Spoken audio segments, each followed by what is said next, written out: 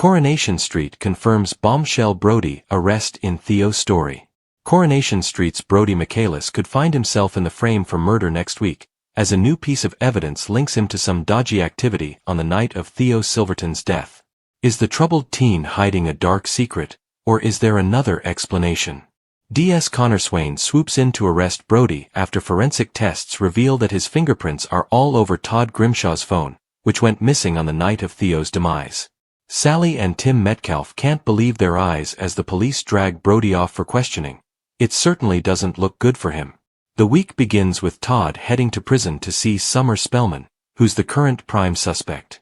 In total despair over her predicament, Summer leaves him floored as she announces plans to plead guilty to manslaughter. Summer is just thinking ahead to the court case and her best chance of a lenient sentence, explains our Corey source. Theo has already ruined several lives on the street, so she just wants her ordeal to be over as soon as possible.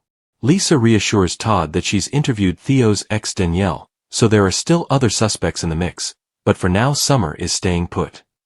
Shortly afterwards, Todd asks Lisa whether he can have his phone back from the police.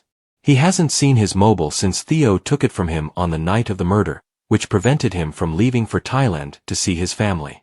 Lisa's response leaves Todd gobsmacked, as it emerges that the police aren't the ones who've been holding on to the phone for all this time. Fortunately, it's eventually found at a pawn shop, adding another layer of intrigue to the murder mystery.